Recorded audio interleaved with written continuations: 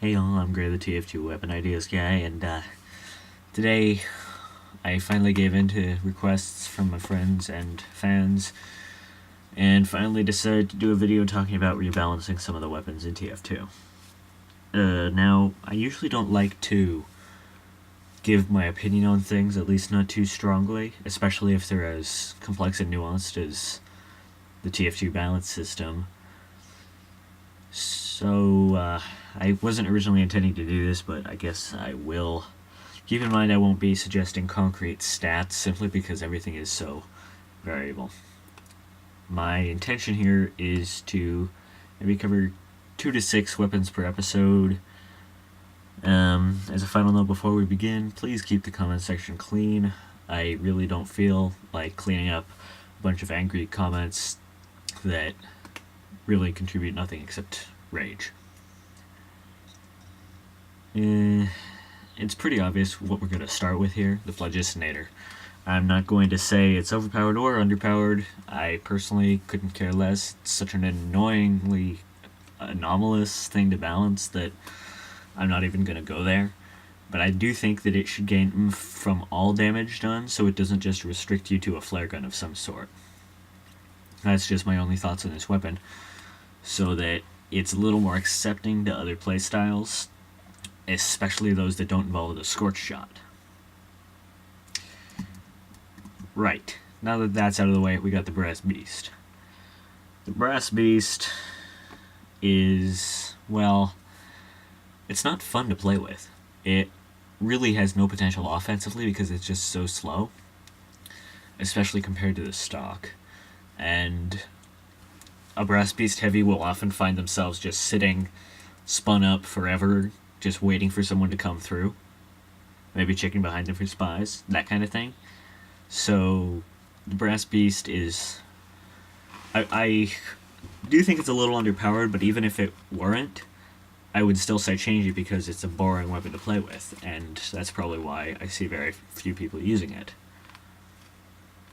So, my suggestions for it would be turning into more of a tank-oriented minigun that allows it to be used by an offensive heavy very effectively, since he doesn't really have any weapons that boost damage resistance over lower damage.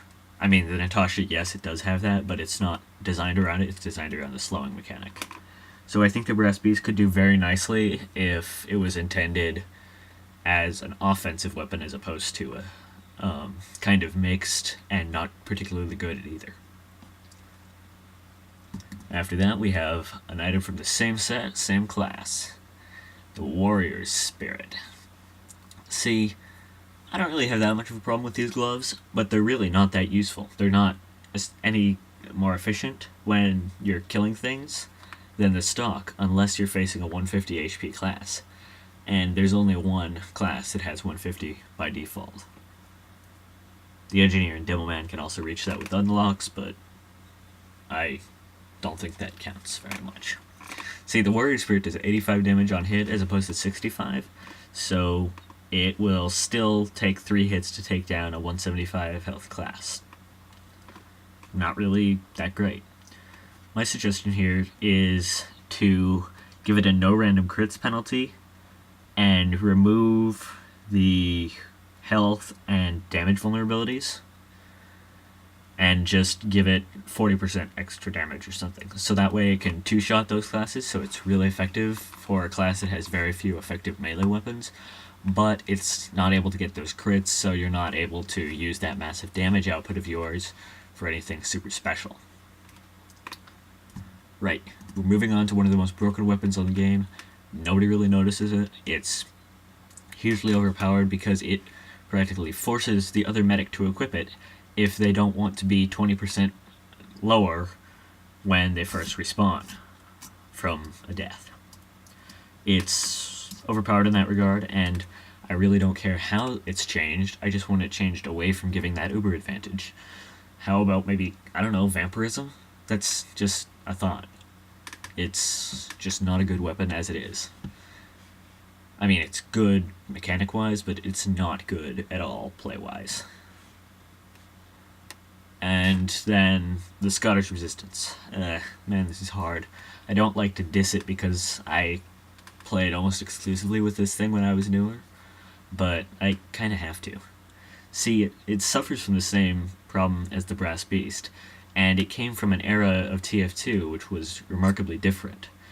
It was an era in which the Dolman was originally created as a defensive class, and when Valve realized that didn't work out, they reworked the Sticky Bomb Launcher a ton to make it a less viable offensive weapon, but then they gave up and implemented this thing.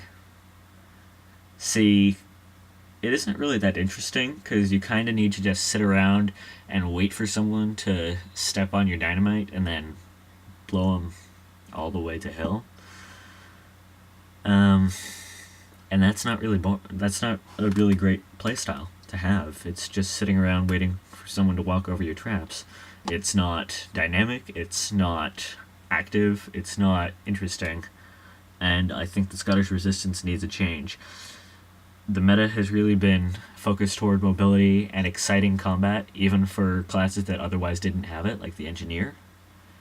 And I feel like certain unlocks, the Scottish Resistance and Brass Beast among them, have been left by the wayside in that regard. I appreciate watching this video. If you like this concept in general, please tell me, because I don't know whether I should do more of these or not.